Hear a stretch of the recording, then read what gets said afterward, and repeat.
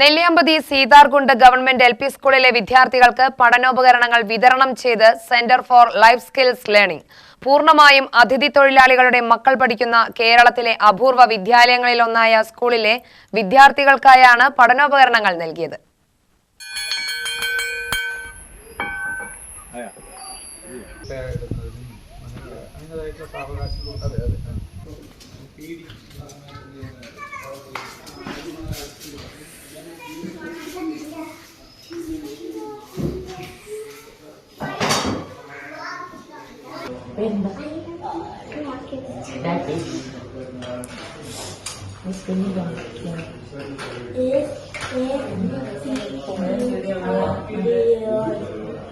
आप कहाँ से?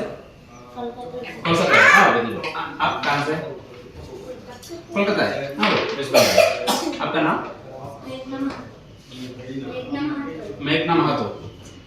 വിതരണോദ്ഘാടനം Nelliyampathy deputy range forest officer Jayendran നിർവഹിച്ചു. നെല്ലിയാമ്പതി മുൻ സബ് ഇൻസ്പെക്ടർ എം ഹംസ മുഖ്യാതിഥിയായി.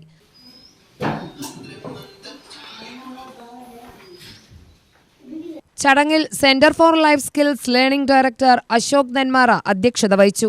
പൂർണ്ണമായും അതിഥി തൊഴിലാളികളുടെ മക്കൾ മാത്രം പഠിക്കുന്ന ഏക സർക്കാർ വിദ്യാലയമാണ് നെല്ലിയാമ്പതിയിലെ സീതാർകുണ്ട് ഗവൺമെന്റ് എൽ.പി. സ്കൂൾ. പശ്ചിമ ബംഗാൾ, ഝാർഖണ്ഡ്, ഒഡീഷ തുടങ്ങിയ സംസ്ഥാനങ്ങളിൽ നിന്നുള്ള തൊഴിലാളികളുടെ 20 മക്കളാണ് വിദ്യാർത്ഥികൾ.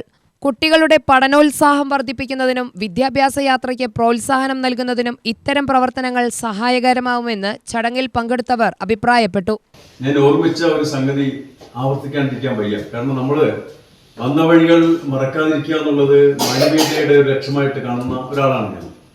അതുകൊണ്ട് തന്നെ പണ്ടൊക്കെ ഒരു ട്രൗസറും ഒരു ഷർട്ടും ഇട്ടിട്ട് ആ ട്രൗസറിന്റെ ബാക്ക് ഇങ്ങനെ കീറിയ അവസ്ഥയിലേക്ക് എത്തിയിട്ടും പുതിയതൊന്ന് വാങ്ങിത്തരാൻ പോലും ചിലപ്പോൾ ബുദ്ധിമുട്ടുന്ന രക്ഷിതാക്കളുടെ ആ ഒരു പരമ്പരയിലെ ഞങ്ങൾ കണ്ടാണ് രക്ഷിതാക്കളെ. എൻ്റെ അച്ഛനൊക്കെ കഷ്ടപ്പെട്ടിട്ടാണെങ്കിലും അത് വാങ്ങിച്ചു തരാൻ വേണ്ടി കഷ്ടപ്പെടുന്ന ഞാൻ കണ്ടിട്ടുള്ള ഈ കുട്ടികളെ കാണുമ്പോൾ അത് ഓർമ്മിക്കാതിരുന്നാൽ വലിയ ബുദ്ധിമുട്ടാണ്.